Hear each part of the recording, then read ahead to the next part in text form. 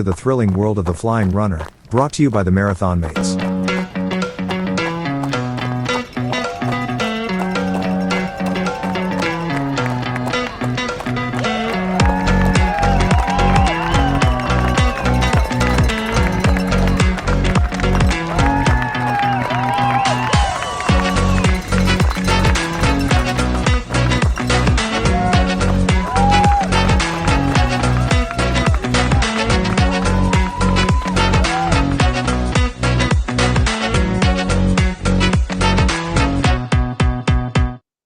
Hey there, it's Tony here from The Flying Runner, and welcome to Out and Back. Out and Back, the turnaround point for your weekly running journey.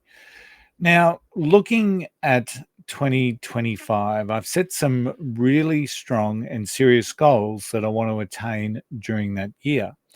And to do that, I need to drop some weight. So I recently started a weight loss program, and which is designed for me to drop that weight before I start my training at the end of January.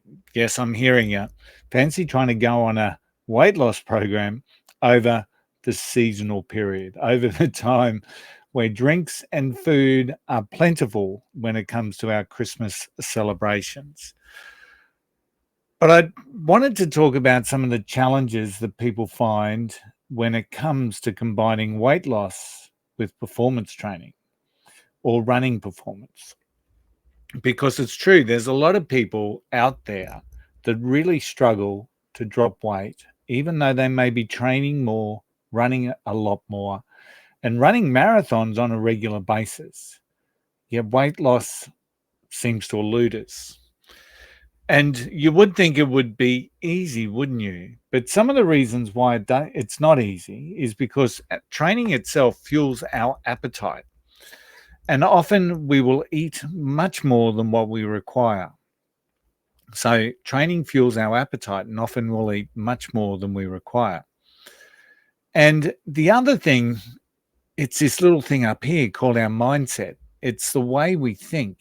And often we counter the fact that we've done, say, maybe a 15K run in the morning, and we say, well, I've done my 15K run, I deserve a little treat. And sometimes that little treat becomes a little bit more than just a little treat.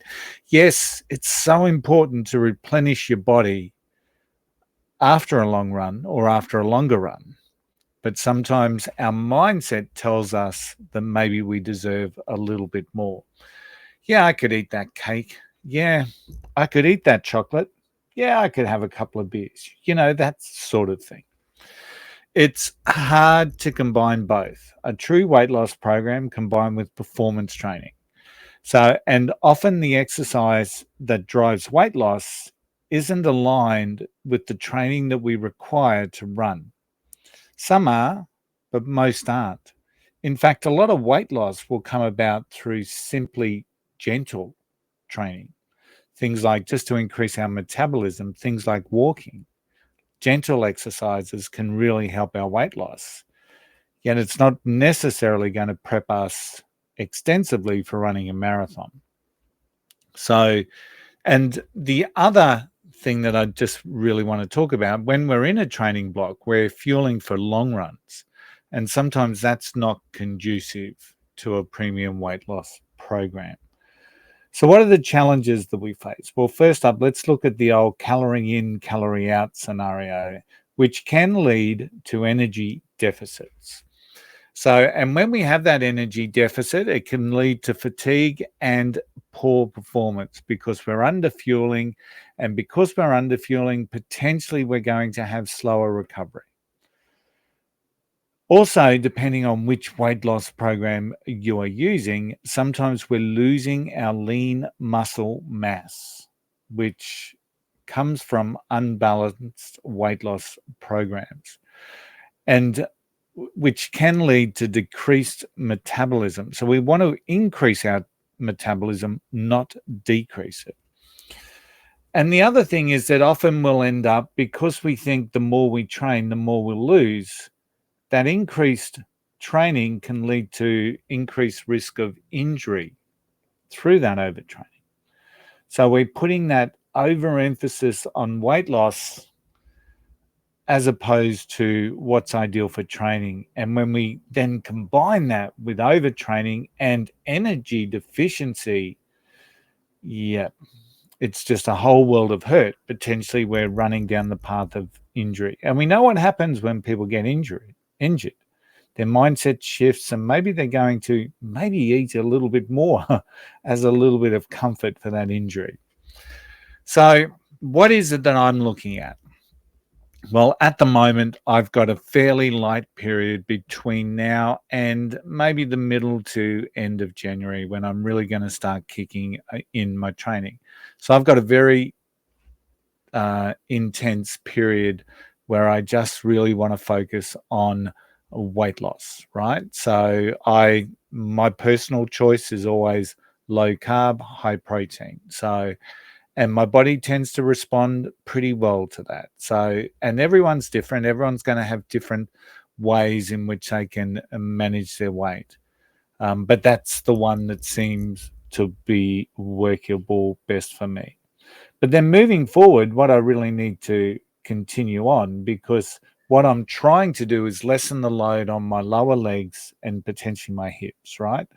So, and I'm going to be doing that through a variety of means, but dropping some weight is really critical to that. So, when it comes to actually moving into the training process, really starting to shift that mindset, focusing on nutrition for fuel and recovery. So, nutrition or food becomes fuel and recovery. That's what I'm looking for. So, balanced meals. So, prioritizing, in my case, I'll be prioritizing the protein, but also being very much aware that I need carbs to be able to run. And also, it's about reducing the snacks and timing my meals, making sure my meals are consistent and that they're done in a way that's going to best aid muscle recovery and fueling for training.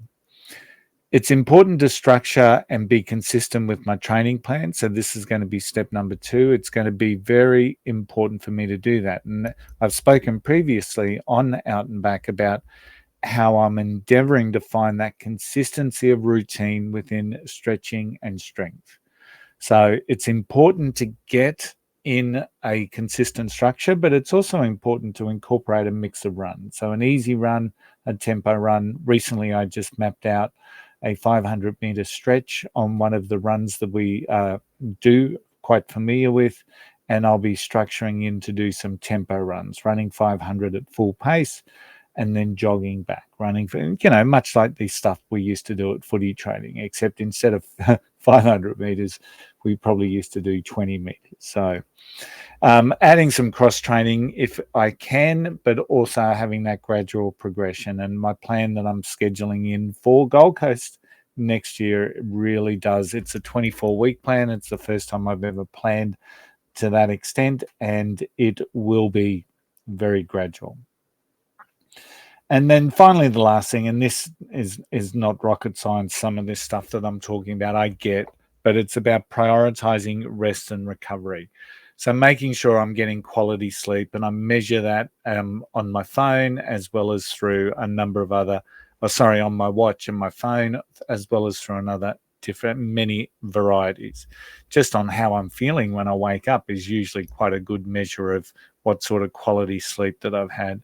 I want to make sure that I'm hydrating and stretching, and I want to make sure I'm listening to my body. So they're the 3 steps. It's about focusing on nutrition for fuel and recovery, not just about what I like to eat, not about those chocolate thick shakes at McDonald's, not about, but it's really important to shift your mindset. So I'm eating to fuel and I'm eating to recover.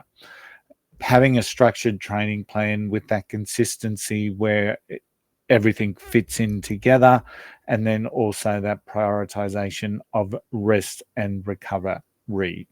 And by providing a strategic approach, I'm very, very hopeful, or very, very focused on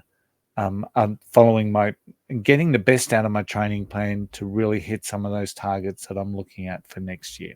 Hey, thanks for tuning in. If you like our podcast, please subscribe wherever you are tuned in and leave a review, as it really does help others find us. Watch out for our next full episode where, funnily enough, we're going to be talking about what our plans are for 2025. It certainly is one not to miss. Until then, I hope to see you out there. Happy running.